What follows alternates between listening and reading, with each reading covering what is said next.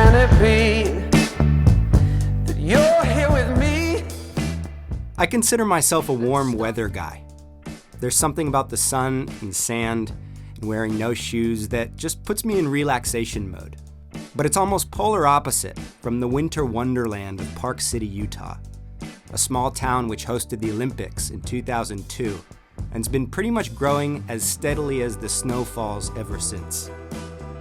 People rave about Park City, so when I heard about a last-minute opening for a vacation rental at the beginning of ski season, I figured it was a perfect excuse to try something new. Perfect chance to see for myself what makes a quintessential ski vacation so popular.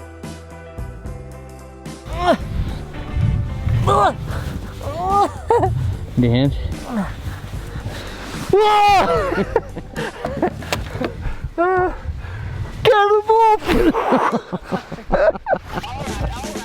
Travel's more accessible today than ever before, but to find the best experiences, the right vacation rental can make all the difference. For years, I've worked with the inner circle of professionals leading this movement. Now I'm going on vacation to experience their work in person, and I'd like to share with you our stories as we redefine hospitality on a whole new scale. My name's Matt Landau. This is the Vacation Rental Show.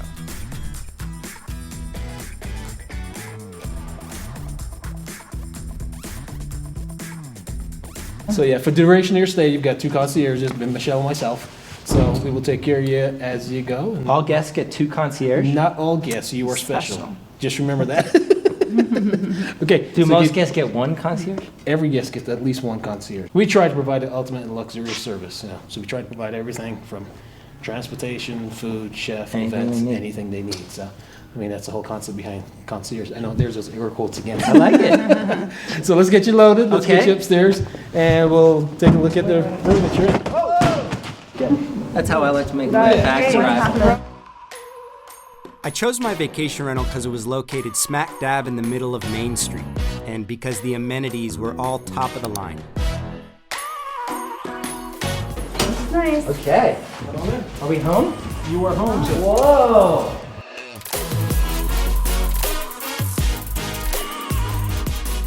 My home does not look like this. This is my Park City home. Wow, what an amazing place. The hot tub is right off the master. The moment you walk in, you feel like you're entering a celebrity ski pad. This incredible high-tech kitchen I could already envision myself using to cook for friends. Oh, all right. Fancy. Yeah, little toys, right? little toys. Super cushy, warm textures in the furnishings and these sleek glass walls that showed off an impromptu snowfall on cue. I'd been telling myself I don't enjoy the cold now for the last 15 years or so. Warm weather's definitely my thing.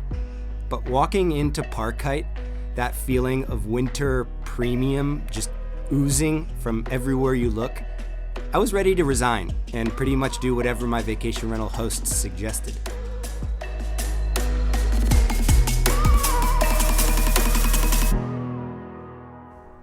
Utopian's one of the more advanced vacation rental businesses you'll come across, with a luxury presence in 9 different cities.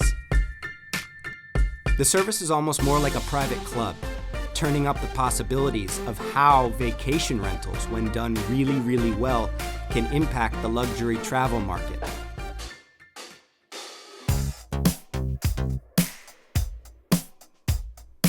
The team's led by the pioneering Jensen, a serial entrepreneur who made his mark on several other industries before finding his place in vacation rentals. I raced for Park City. I started skiing here when I was 2.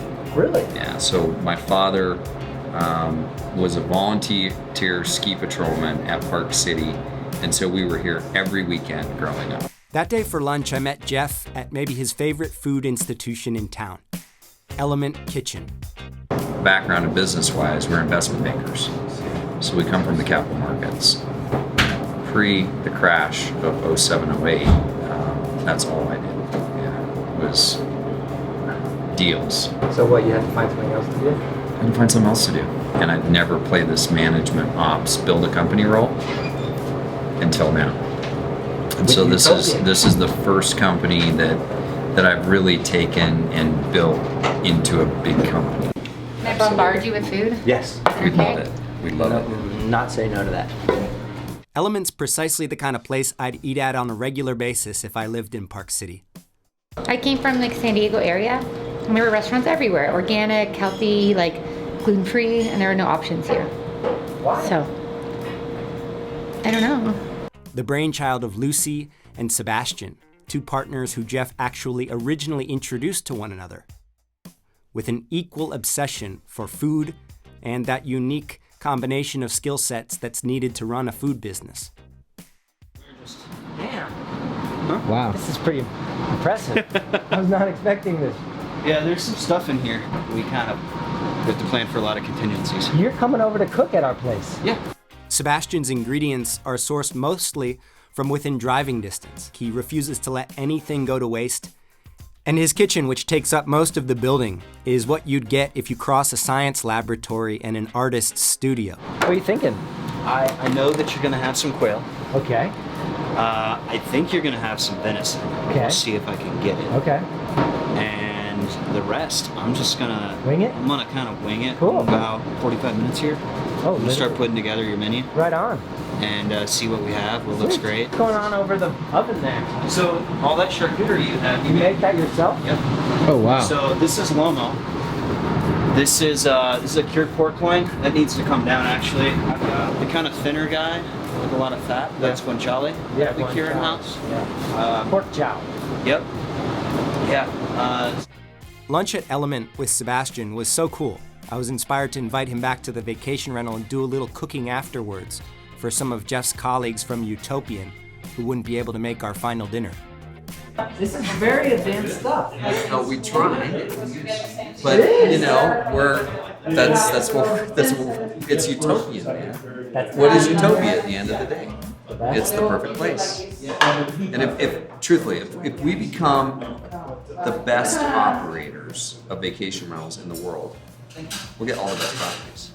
And having someone as passionate about the local cuisine as Sebastian making dinner in my vacation rental, it was amazing. At Utopian, we make that happen. So that's fun. That's it, man. That's it. Just got two good things together. That's all it takes sometimes. Gave me the chance to relax a little bit and have some delicious wine and talk vacation rentals with the Utopian team. I'm gonna get that. Thank you, Sebastian. Do a fancy Yeah, it was amazing. Amazing suggestion, thank you. And this is a good tip for travelers, by the way. Consider hiring a private chef for your vacation rental, especially on action-packed trips where you just like to enjoy the rental and the food when you get home at night.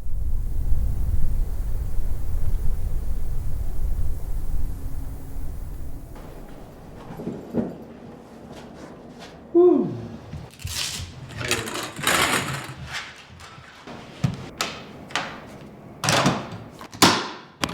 One of the challenges getting started skiing as a beginner is the logistics of all the equipment that you don't have. Junior hooked me up with Blaine from Ski Butlers, which is the best service ever. Delivering service. That's their slogan. Yeah, it started off with never stand in line again. The idea was you weren't going to go to a ski shop and wait there with everyone else in town. So I like that slogan for my life. They basically come over to your vacation rental, get you fitted with helmets, boots and skis and poles. They make the entire process painless. do you know if one foot is bigger than the other? I do not know that. Good morning. Not a big deal. And I see you're a type 1 skier. Have you worn ski boots before, or is this your first time? When I was very young, I did a little bit of skiing, but my mother told me last night that I was very good. Okay.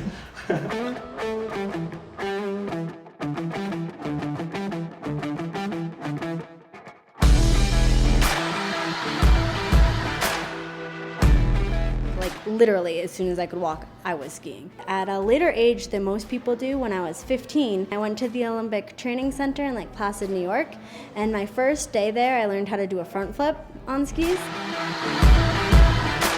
And then my third day, I learned how to do a backflip, like a solid backflip. And then my fifth day, I was recruited to join the U.S. aerial team and live in the Olympic Training Center at Lake Placid, New York.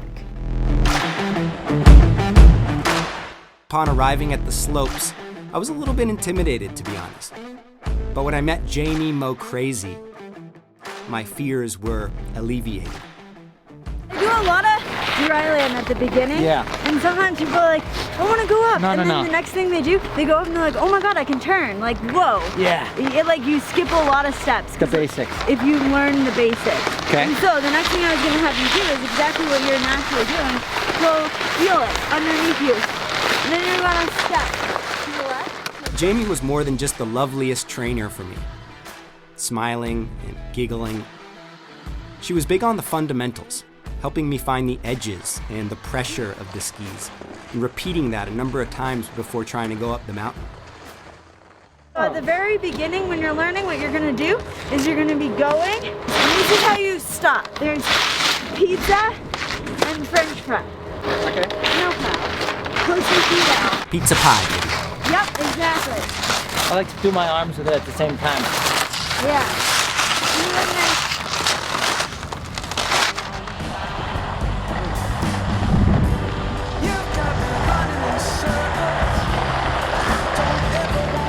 all right, you guys do the first run. I surprised myself with skiing. Unlike snowboarding, which takes forever to actually get up and make any real progress, with skiing you can actually start moving and improvement happens relatively quickly. Every time I go skiing, I get up there and I have this rush, and I'm like, I've done this a billion times, but I still do it every single time I get that rush. And we did some intense runs, actually. They were pretty advanced for just starting. Yes, so now we're going up. Even higher. Raise the bar. So within about an hour, I was up on my own, skiing down the mountain, and I even got to fly past some of the crew, which felt extra invigorating. Oh no.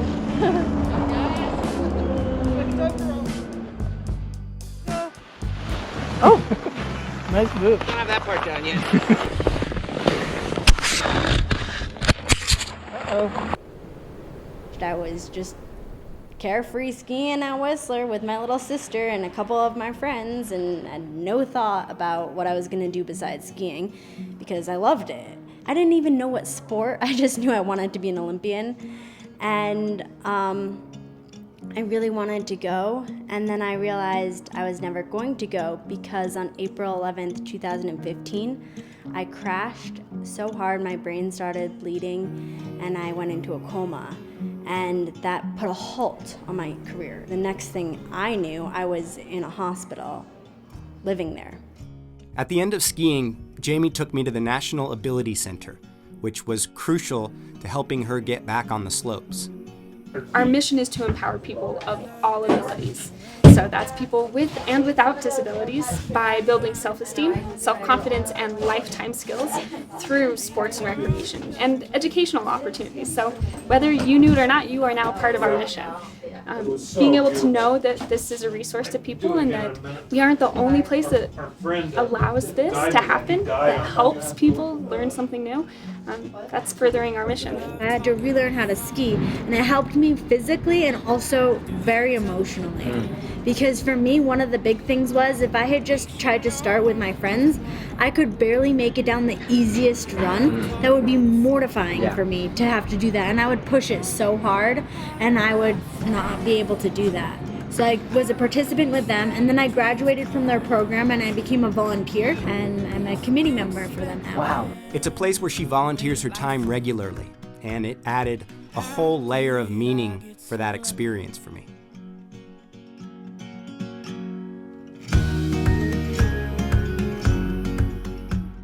And a lot of times we have a ski instructor and they'll just come down and they'll teach you how to do things. Okay, this is how you go, have a good day, but I guarantee you learned something from Jamie yesterday. I guarantee you that you probably got inspired to do something after her conversation. And this is a great tip for hosts, by the way. When recommending an activity or a tour, Go with a local celebrity or someone with a great personal story. It's almost guaranteed to make for a more meaningful experience. And if you want to innovate like Jeff, click below to go behind the booking. Junior was a key component of our stay. 14 years as a hotel concierge makes him a great vacation rental host. You say, hey, welcome, you're coming to visit my vacation home. What can I do for you? What can I have prepared for you ahead of time? What experiences can I tell you about? And sometimes you take it upon yourself to just forward that information anyway. And I think that's the most important part of people coming in. Once they get there, you take care of them. You go above and beyond if you can. I understand this is a digital age and a lot of people want to be independent and do it themselves. But for the most part, people want to be told what to do, especially in a new environment. They go to different websites to see what's available when I get there. And I noticed that things can be recommended 5 stars based on 5 people's suggestions, but sometimes you got to get that little local effect.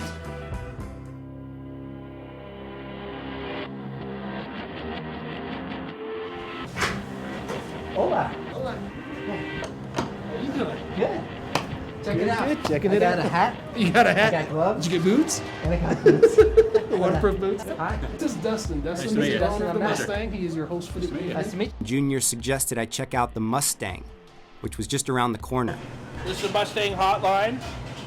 This is our broiler cook, Valentino. Hello. Preparing your meals Valentino. tonight. How's it going? Get some red Thank you. trout, scallops ready to rock. It's not hoity-toity, it's very relaxed, but the food is great. Being from Barbados, when I travel home, I go to family events and stuff like that. And if you were to go to my home in Barbados, my family would treat you like you were part of the family. And that's the kind of people that I try to work with. Wow, yes.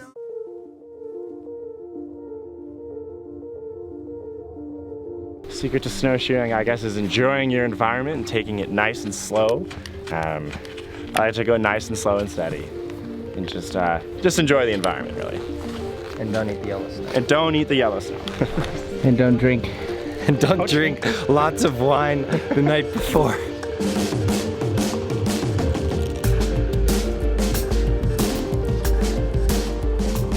One of Park City's greatest assets is its accessibility. The amount of things you can do within walking distance of Main Street is as diverse as it is tempting. I met Cal outside my vacation rental, and in less than 5 minutes, Cal had popped open his trunk and got me set up with the coolest snowshoes ever. What you got there? Looks almost like some sort of weapon or medieval torture device.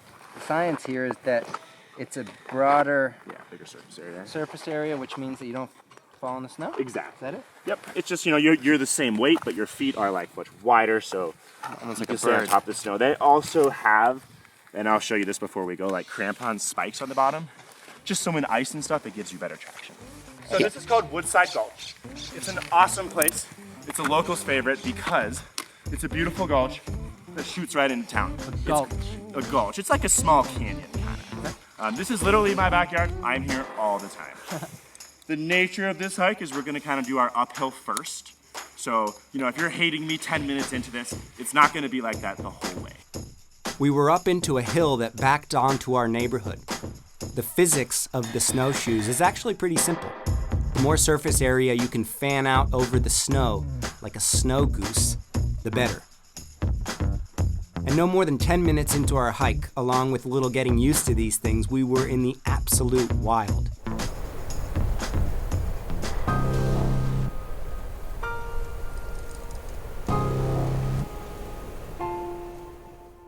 Hiking in a snowscape is so different from hiking that I'm used to because it challenges all these different senses, presents an entirely different and beautiful kind of experience. We are gonna step down this. There's gonna be a little sliding, but I really want you guys to experience this deep snow. Yes. So I'm gonna pick a line and I'm gonna go down. I want you guys then to just walk out and pick like a line that you like and walk down as well. I put my poles in front of me, you know, a little slide like this. You're gonna be getting pretty deep. If you do tilt over, totally fine, it's soft. The biggest thing is there's only one spot down there that's like okay to get back to that road. So just make sure you go to me when I'm down there.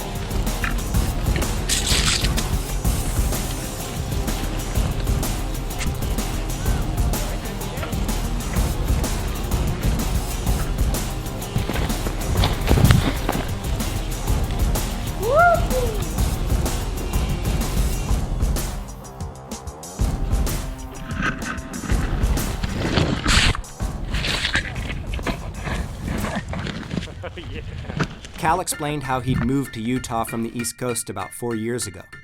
The vast majority of people in town, Cal said, were big into the outdoors. We have 450 trails of 50 miles of mountain bike trail here. And so like in the summer, I just cover so much ground. All outdoor. Like if you're not into that and you live here, it's not a great place to live because there's not much else to do. I mean, you can go to bars and stuff, but you can do that anywhere. I can see why people like Cal and Jamie love living in Park City so much. Its outdoor experiences are immersive enough to find yourself in. And that afternoon when I got home, I think I was officially converted to the cold weather when I popped open the hot tub in a total blizzard and submerged myself. It was amazing.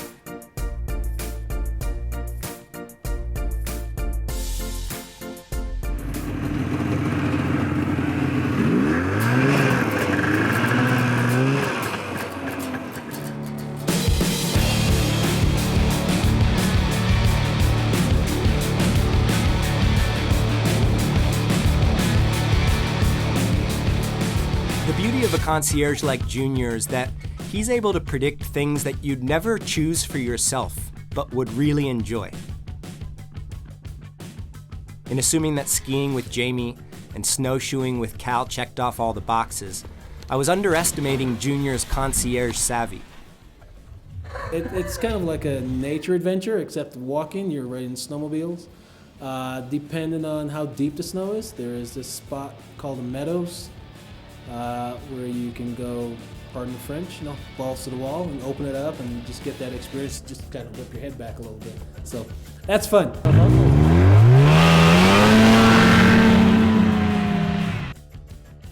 About 45 minutes outside Park City sits the township of Oakley, a residential mountain region that few local residents from Park City had even visited. And it's here that I met Walt, the third ninja of Junior's secret snow assassins.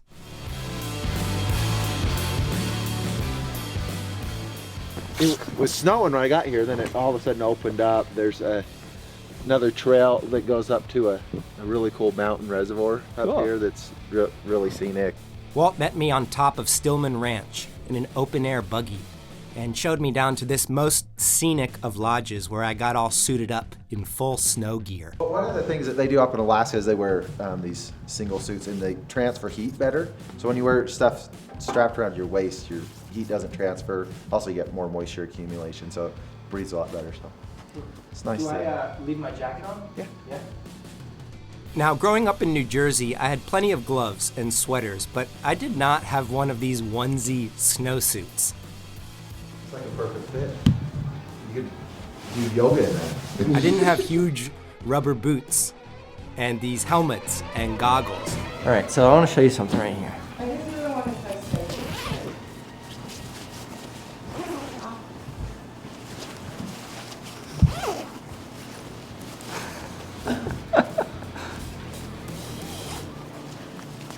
This is how you stay warm. I did not have these snowmobiles. From now on, they're the only way I'll traverse snowy terrain.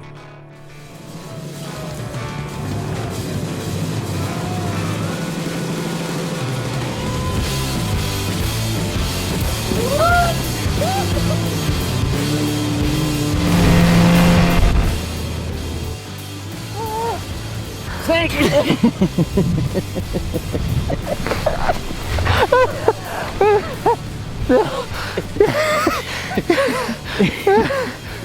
Come on, try to get up.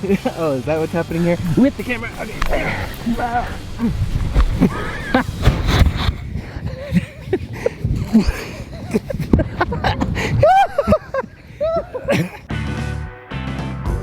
On my last last night, I invited over some of my new friends for dinner at my vacation rental to give back, if even a tiny bit, to the people who made my visit so special.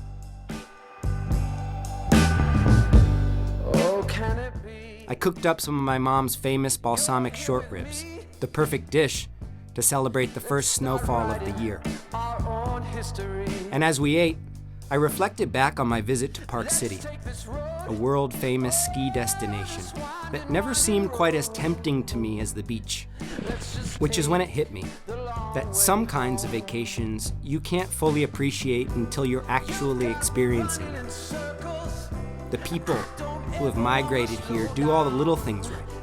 The service, the amenities, the charm. But perhaps more profoundly, they each seem to be living their own best lives. They've each found in Park City a more curious, adventuresome version of themselves. And that with this kind of enthusiasm, it's hard not to get excited by association, a feeling just about any visitor can discover when our normal routines start to get stale.